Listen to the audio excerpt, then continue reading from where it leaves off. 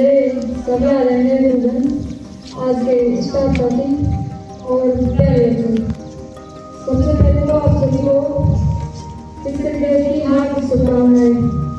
और दूसरा, मैं अपने सभी गुरुजनों को धन्यवाद देना चाहूँगी क्योंकि मुझे इस पद के लायक समझकर मुझे जिम्मेदारी दी और मैं आपको एक विश्वास दिलाती हूँ कि मैं जिम्मेदारी करूँगा और ईमानदारी से करूँगी। इसके लिए धन्यवाद। देखो, हमें हमेशा हमारे सर बताते रहते हैं प्रार्थना के माध्यम से कि हमारे स्कूल का अनुशासन बहुत अच्छा है। तो आज आप लोगों को इस अनुशासन का परिचय देना है और ये साबित करना है कि सच में इस जवाहरलाल जिले में हमारा स्कूल अनुशासन के मामले में बहुत अच्छा है। तो आप सभी को अपनी जिम्मेदारियों के अनुसार इस अनुशासन की अनुपालना करनी है। और मैं आज के सभी शिक्षक साथियों से निवेदन करती हूँ कि आप इस अनुशासन को बनाए रखने में प्लीज पूरी भूमिका निभाएं और इस अनुशासन को जैसे हर रोज क्लास करती है आप उसी तरह से क्लासों को चलवाएंगे। तो मैं उनसे अनुरोध करती हूँ कि वो अपनी जिम्मेदारियों का निर्वहन पूरी तरीके से पाएंगे और मेरा इस विद्यालय में साथ देंगे कि इस विद्यालय को ठीक से चला पाएंगे। देखो, हमारी पढ़ाई में अनुशासन का बहुत बड़ा महत्व होता है। अनुशासन किताबों से ही पढ़ाई अनुशासन से भी होती है। अगर बच्चे अनुशासन में रहकर पढ़ाई करते हैं तो इसका रिजल्ट बहुत अच्छा होता है। और इसके उदाहरण है हमारे विद्यालय की कक्षा 11 की रितिका, जिसने 10th क्लास में 95% अंक प्राप्त करके देखो हमारे स्कूल का पूरे ब्लॉक में नाम रोशन किया है। उस लड़की के लिए एक बार जोरदार ताली। और दूसरा, हमारे दिलराज गुजर, जिसने 12th क्लास में 96.20 अंक हासिल करके उसने हमारे पूरे जवाहरलाल जिले में टॉप रैंक हासिल किए। तो उस बच्चे के लिए एक बार जोरदार ताली। देखो बच्चों, पढ़ाई हम स्कूल में इसलिए आते हैं ताकि हम पढ़ाई कर सके। और पढ़ाई ऐसी नहीं कि किताबों में रंगे, किताबों में रंगने के साथ साथ हमें अनुशासन में रहकर पढ़ाई करनी पड़ती है। और मैंने जिन बच्चों का भी नाम लिया वो बहुत ही अनुशासित बच्चे थे, इसलिए उन्होंने इस नाम को कर पाए। तो आप भी अगर बहुत अच्छे अंक प्राप्त करना चाहते हैं तो इसके साथ साथ पढ़ाई के साथ साथ आप लोगों को अनुशासन में भी रहना पड़ता है। अनुशासन हमारे जीवन का बहुत अभिन्न अंग है। अगर हमारे जीवन में अनुशासन नहीं होगा तो हम ये कभी सक्सेस हासिल नहीं कर सकते। हमें अपनी सफलता के लिए ये मान लो अनुशासन में रहना बहुत आवश्यक है।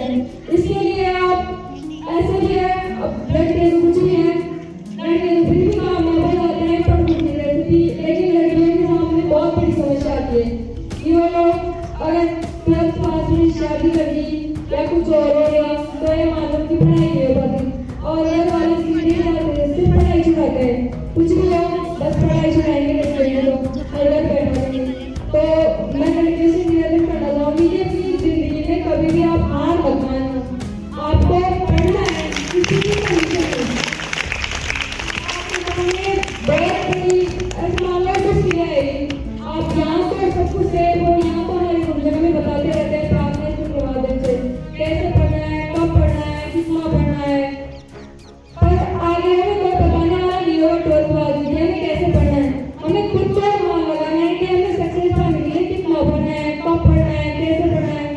इसके लिए आपको खुद को अनुशासन भी रखना होगा और हिम्मत भी रखनी होगी। कहते हैं सफलता पाने की सबसे पहली चीज तो धैर्य होती है। तो आप लोग धैर्य बनाए रखना और असफलता भी मिले तो भी दोबारा कोशिश करना और अपने जीवन में अनुशासन को बनाए रखते हुए ये वाले कोशिश करते रहना है और आप एक दिन सक्सेस हो जाओगे। लड़कियों के लिए मैं सबसे बड़ा उदाहरण देना चाहूँगी रानी लक्ष्मीबाई का। आप सभी जानते हैं आज तो 150 साल पहले जिस औरत ने कहते हैं कि महिलाओं को तो बस कमरे में बंद कर दिया जाता और राज घराने की महिलाएं तो सिर्फ महलों में रहा करती थी, लेकिन उसके बावजूद जिस तरह से 150 साल पहले अपनी जिंदगियों को छोड़कर जितनी मैदान में वो टाइम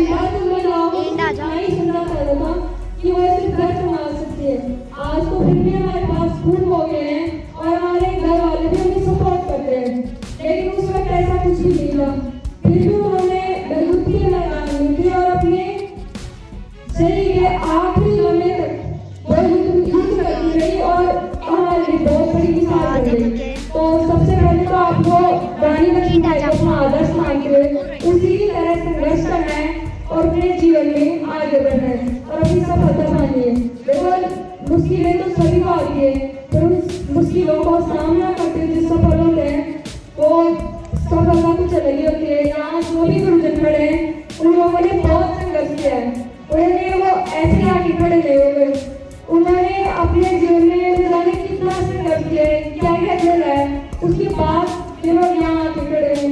तो हमारे गुरुजन भी हमारे लिए बहुत बड़ा आदर्श है कि वो लोग इतना संघर्ष करके यहाँ पहुँचे हैं। और रानी लक्ष्मीबाई आप लोगों के सामने ही है जो वो उस समय अपनी जंजीरें तोड़कर युद्ध के मैदान में जा सकती थी। आपको तो वो युद्ध भी नहीं लड़ना, उसने तलवार नहीं छोड़ी थी और आपको कलम नहीं छोड़ने, आपको किताबों का साथ नहीं छोड़ना है। आपको हमेशा किताबें को सबसे है कि किताबें ही है हमारे जीवन का। कहते हैं कि सबसे अच्छा दोस्त अगर कोई होता है तो वो सिर्फ किताबें होती हैं।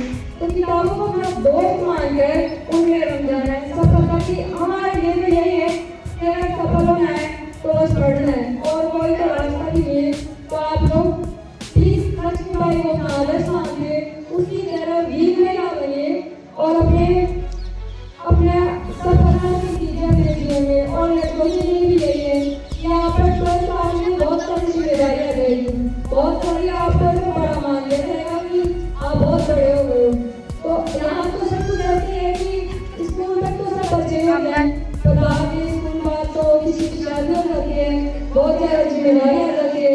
तो आप लोग भी अपने जीवन में कभी हार मत मानना और बस पढ़ते रहना, संघर्ष करते रहना कि उन्हें एक दिन आप कामयाब जरूर होंगे।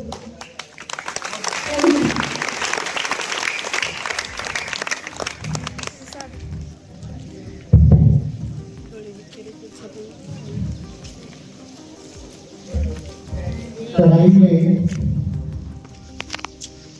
जब चावल डाले जाते हैं तो वो चावल पकेंगे या कच्चे हैं उसकी परख कैसे करते हैं? उसमें से 1 या 2 चावल लेकर के और उनको देखा जाता है कि ये चावल कच्चे हैं या पके हैं। I'm so proud of you, Rupa. आप इस तारीफ कर रहे हैं कि ये चावल अब कच्चे नहीं हैं, पक चुके हैं। आज जो शुरुआत है उस शानदार है और उम्मीद करूंगा कि और भी शानदार होगा। वेरी गुड शाबाश। मुझे ये लग गया है कि मैं